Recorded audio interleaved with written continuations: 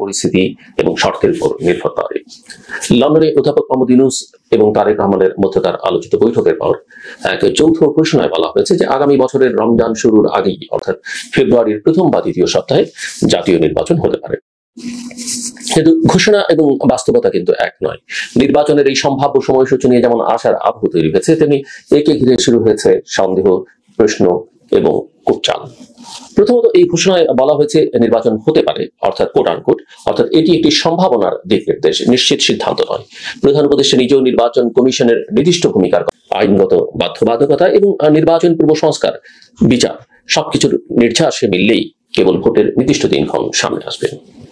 অধ্যাপক ইউনূসের সাম্প্রতিক লন্ডন সফরে আরেকটি দিক আলোচনায় এসেছে। তিনি ব্রিটিশের প্রধানমন্ত্রী কিয়ার স্টারমারের সঙ্গে দেখা করতে পারেননি, বরং গণমাধ্যমে টিউলিপ সিদ্দিকের অভিযোগ ইউনূস রাজনৈতিক প্রতিহিংসা থেকে তার বিরুদ্ধে ভিত্তিহীন অভিযোগ তুলেছেন। এই ব্যাখ্যা প্রতিব্যাখ্যার মাঝেই ইউনূস বিবিসির এক সাক্ষাৎকারে সাহায্য কমে যাওয়ার প্রসঙ্গে বলেন, সহায়তা না পেলেও বাংলাদেশ নিজের চেষ্টায় পরিস্থিতি সামলাবে, কিন্তু একই সঙ্গে তিনি স্বীকার করেন যে রোহিঙ্গা ইস্যুতে আন্তর্জাতিক সহায়তা বন্ধ হওয়া একটি গুরুত্ব দিয়ে জানিয়েছেন যে তফসিল ঘোষণা বা নির্দিষ্ট তারিখ ঠিক করা কমিশনের দায়িত্ব। সুতরাং রাজনৈতিক ঐকমত্য থাকলেও প্রশাসনিক প্রস্তুতি সংকট।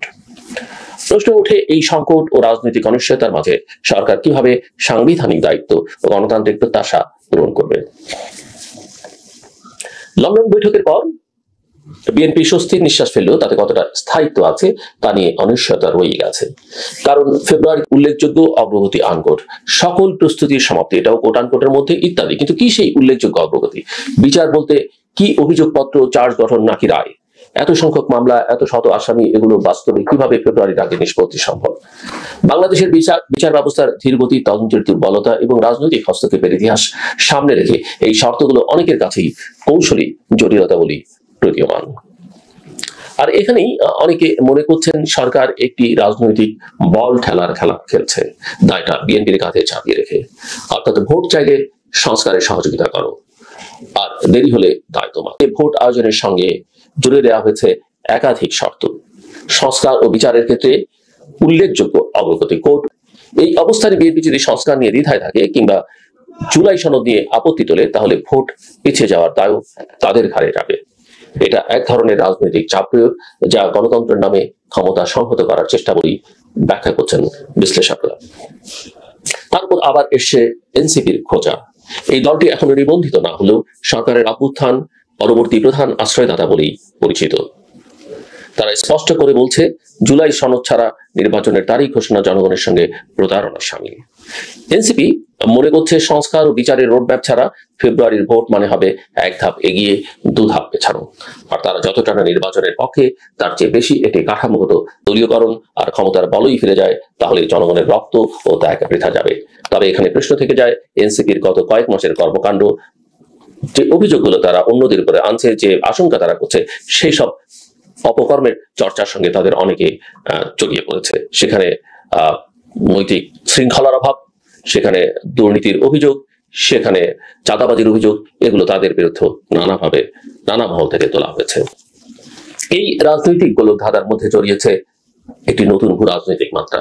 চীন, বাংলাদেশ ও পাকিস্তান সম্প্রতি কুর্মিং এ একটি রাষ্ট্র গঠন প্রক্রিয়ার পক্ষপাতী। তাদের বক্তব্য স্পষ্ট, নতুন সরকার যদি পুরনো ধারার মতো লুটপাট, ত্রিপক্ষীয় সহযোগিতা প্ল্যাটফর্ম গঠনের সিদ্ধান্ত নিয়েছে। ইউনান প্রদেশের কুর্মিং বৈঠকে তিন দেশের কর্মকর্তারা বহুমুখী সহযোগিতার বিষয়ে ঐকমত্য পৌঁছেছেন। যদিও বাংলাদেশের তরফ থেকে কোনো আনুষ্ঠানিক বিবৃতি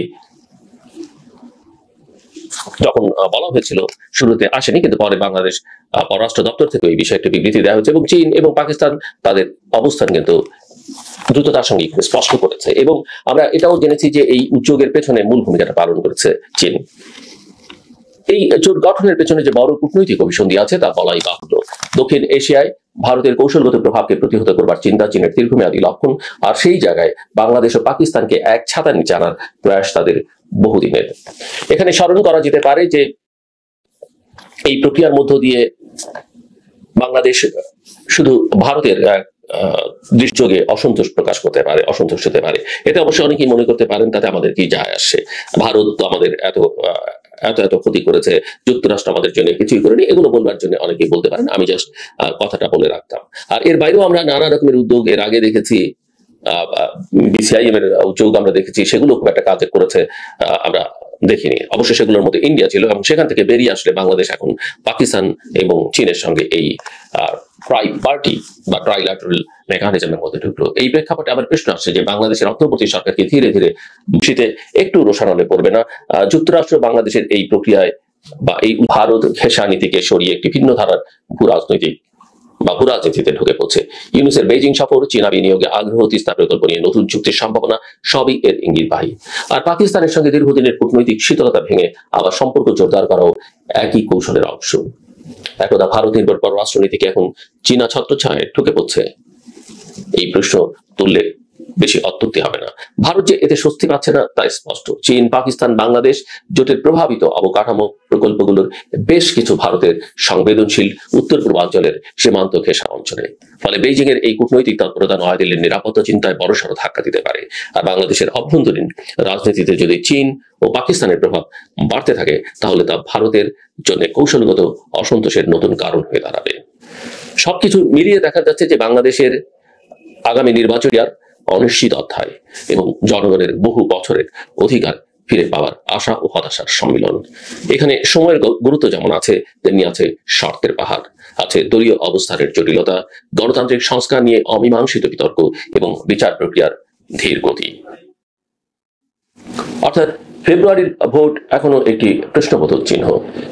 এটিকে বিশ্বাসযোগ্য করতে হলে চাই স্পষ্ট রোডম্যাপ, আইনি নিশ্চয়তা এবং জাতীয় ঐকমত্য। আর চাই এমন এক রাজনৈতিক সদিচ্ছা যেখানে নির্বাচনের আগে নয়, নির্বাচনের পরেও জনগণের অধিকার এবং ন্যায় বিচারকে প্রতিষ্ঠা করা হবে। যদি তা না হয়, তাহলে একটি দিনের ভোট শুধুই ক্ষমতার পালাবদল হবে, গণতন্ত্রের নয়।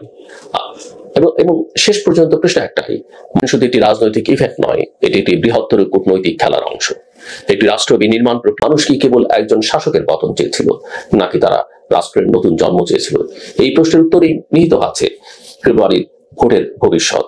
অবশ্য একথাও বলতে হবে, রাষ্ট্রের নতুন জন্ম মানে ৭১-এর জন্মকে অস্বীকার করে নয়, এবং ৭১-এর জন্মই হচ্ছে মূল জন্ম। নতুন বাংলাদেশ, দ্বিতীয় বাংলাদেশ, এগুলো বলবার মধ্যে অনেক সময় ৭১-কে অস্বীকার করবার প্রবণতা আছে, সেটা কিন্তু একেবারেই নয়। শেষ করবার আগে বলি, সচেতন নাগরিক মানে হচ্ছে উন্নত বাংলাদেশ। আপনি আপনার অধিকার সম্পর্কে জানুন এবং সেই অধিকার সম্পর্কে জেনে সেই অধিকার অর্জন করবার চেষ্টা করুন, সেই অধিকার প্রয়োগ করবার, চর্চা করবার চেষ্টা করুন, দায়িত্বটা পালন করুন। অধিকার সম্পর্কে আপনার সন্তানকেও সচেতন করে তুলুন। অনেক সময় ভয় পেতে পারেন যে সন্তান যদি অধিকার সম্পর্কে সচেতন হয়ে যায়, তাহলে তো বাবা মার সঙ্গে অনেক সময় কন্টেস্ট করতে পারে। ওই যে কন্টেস্ট করা, সেটাও একটা শিক্ষা। ওই যে চ্যালেঞ্জ করা, প্রশ্ন করা, সেটাও একটা শিক্ষা। এভাবেই আপনি আপনার সন্তানকে তৈরি করবেন। এবং প্রত্যেকের নাগরিক, প্রতিটি নাগরিক আপনার রাষ্ট্রের কাছে কি অধিকার, আপনার অফিসে আপনার কি অধিকার, আপনার পরিবারে আপনার কি অধিকার, সম্পর্কের মধ্যে, যে কোনো সম্পর্কের মধ্যে আপনার কি অধিকার, সেটা বোঝার চেষ্টা করুন, জানার চেষ্টা করুন এবং একইভাবে চর্চা করবার চেষ্টা করুন, দায়িত্বটা পালন